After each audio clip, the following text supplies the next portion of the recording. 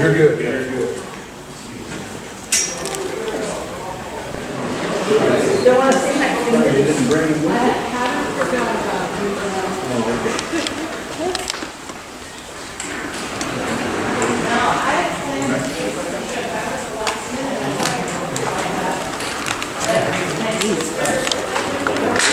I forgot.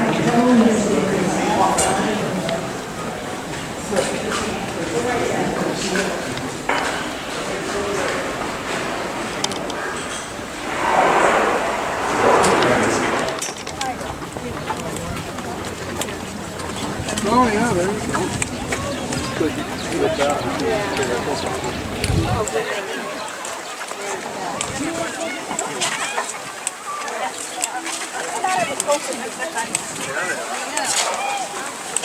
Very cool.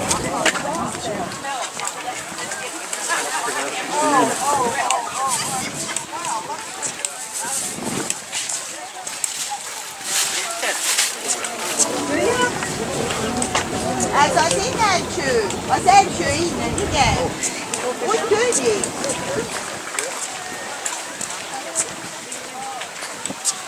Ja.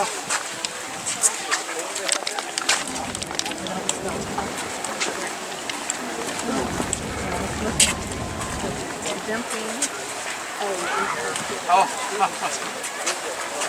I've seen that before.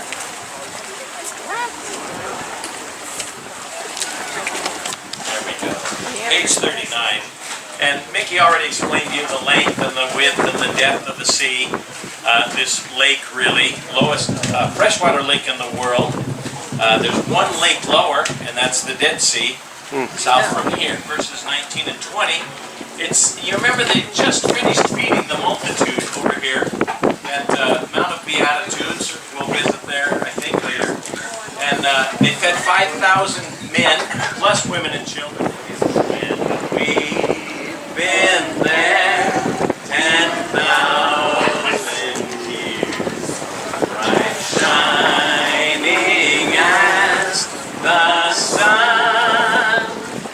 We've no less need to sing God's praise than when we first begun. God's people said, Amen. Amen.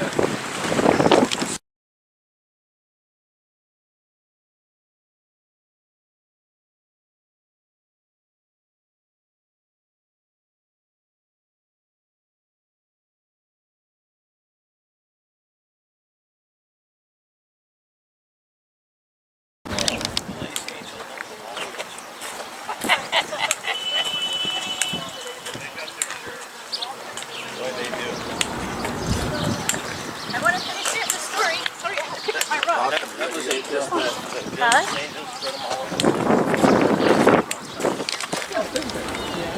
There's a fishing community here.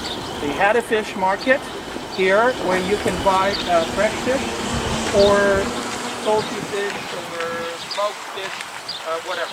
Can I say just a couple of words about what kind of fish was in the lake here?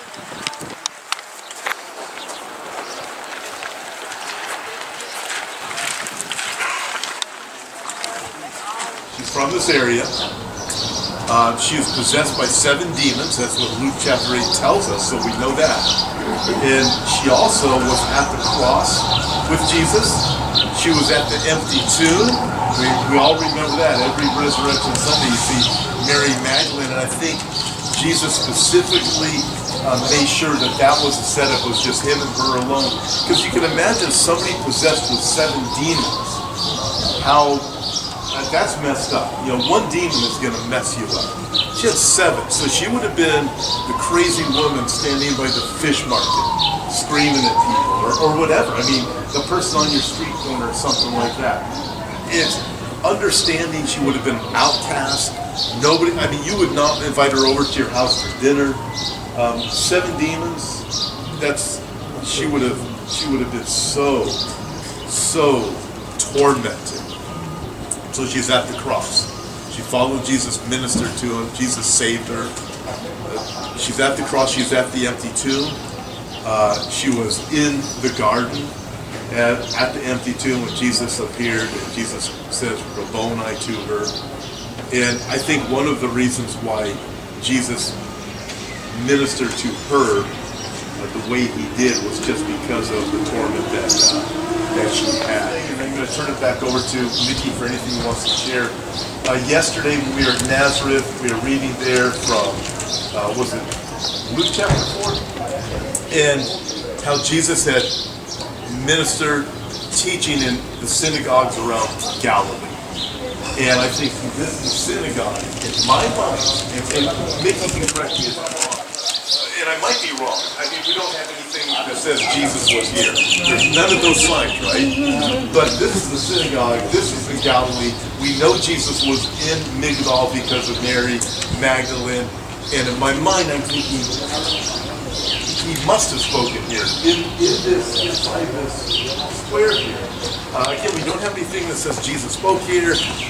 I am was here. We don't have that, but I look and think this is such a remarkable place. And then there's a story on this stone right here, and I'll let Nikki talk about Some of that. you who are sitting here, can you see the very Jewish symbol of the menorah? You see, this stone was found in this first day of checking the ground for the hotel. You know, when they dug, they bumped against the stone. They looked at it and said, "Wow, it got to be something religious," because you have a religious symbol on it, right? Are you okay with the menorah? Yeah. Right? The 7-stick candelabra, and then you guys can see the lamp here, the clay lamp here, and you guys can see the same thing here on this side, the clay lamp, and the oil jars on both sides as well. All right. So those are typical Jewish symbols from the synagogue. So we know it belonged to the synagogue. Most likely, this was a table. It was a table that had some kind of legs. That wooden legs did not survive, but it would be very comfortable for a person, for the rabbi, to put the scroll on it. Remember what Paul mentioned today in Luke chapter 4, where we read that Jesus was in the synagogue in Nazareth and he read from Isaiah's scroll? Okay? Now, it would be very comfortable for you because he didn't have a book like this.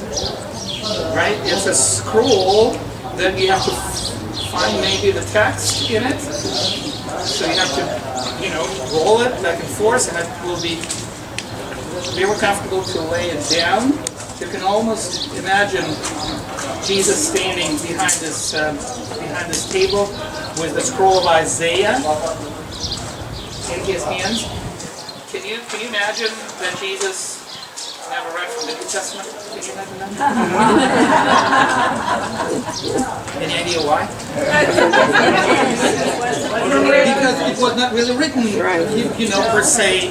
At this time, there was no. Yeah, it was written later, right? But you read from the Bible. What Bible? The Hebrew Bible, right? The Hebrew Bible, and the Torah, right? And so you would lay down. And by the way, the scroll of Isaiah was found amongst the Dead Sea Scrolls, complete. Actually, in 2 copies. We have 2 copies of Isaiah, book of Isaiah, and it's quite a remarkable discovery. So that was a table, and under the table, when they cleaned it and removed it, they found a coin. Coin can be a very good indicator for dating, you see. And on this coin, you will see there's a blown copy here on this side. You will see the picture, and on this coin, there's an inscription of Tiberius, the emperor on it. Okay? And if we have Tiberius, that's what we want. Because we know that Jesus lived during the time of the Emperor Tiberius, who was the second Roman emperor, and he ruled, if my memory serves me right, between 14 and 37 AD.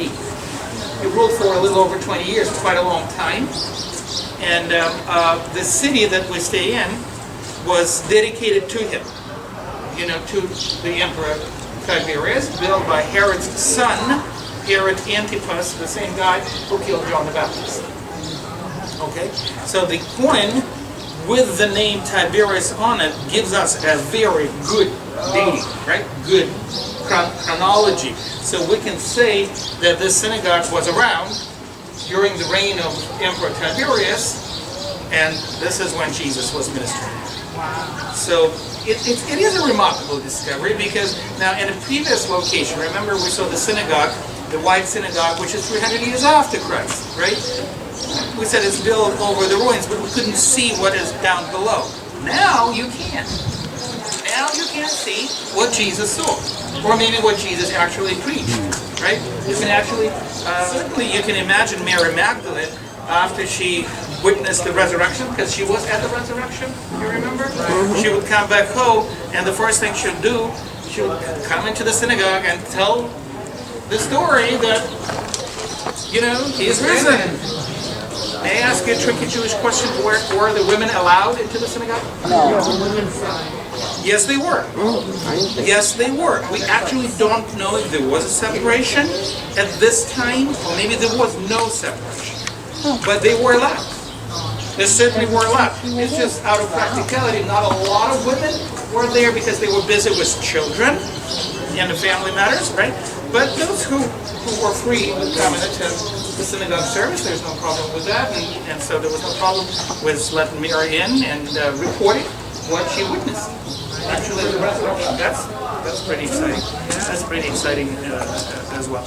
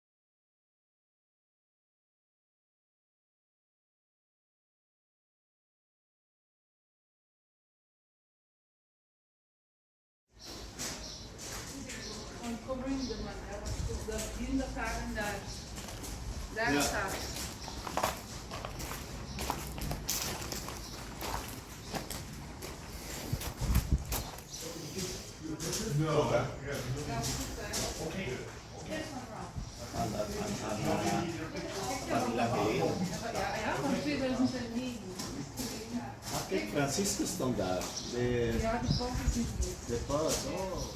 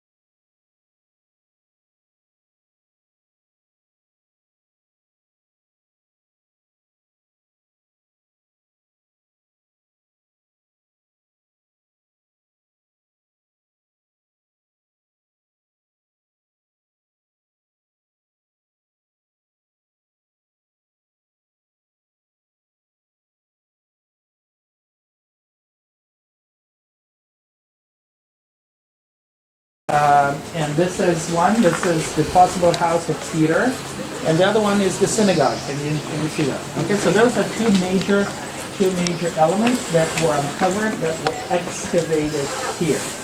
Now, since we're standing here, I will say a few words about this structure. Today, you have to dig through that. Okay, because otherwise, Peter moved into his in-laws' house because he wanted to become a saint. Does that make sense? Yeah. All right. On the waters, on the lake, they went out fishing one night. They were doing that night, and they never came back.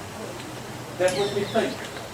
That is possible. So they're lost male members of the family, because females never go out fishing. It's too dangerous. They will help, cleaning the fish, the nets, and whatnot, but they will never go out because it's too dangerous. Rather, the family members that live together, because we're farming. Remember, we need hands. We farm the land. We need help. And, the more the better. So it will be me in one unit, my brother in another unit with his wife and his children, another brother with his wife and children, my uncle there, my parents here. So, we all kind of, when it's becoming too big,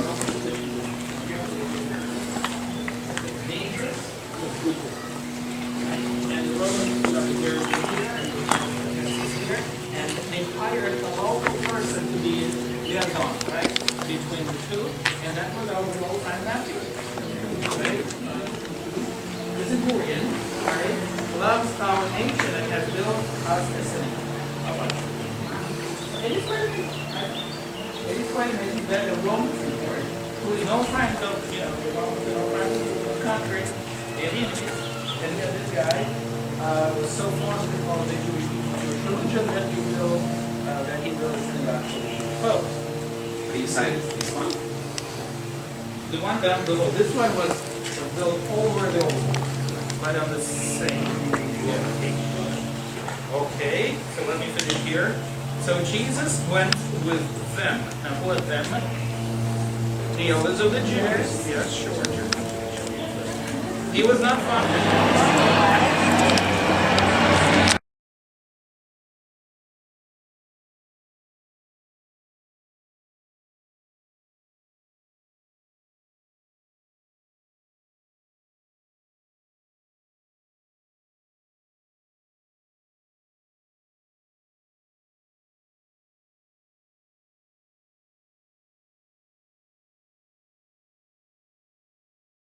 Like someone taking them all from the side.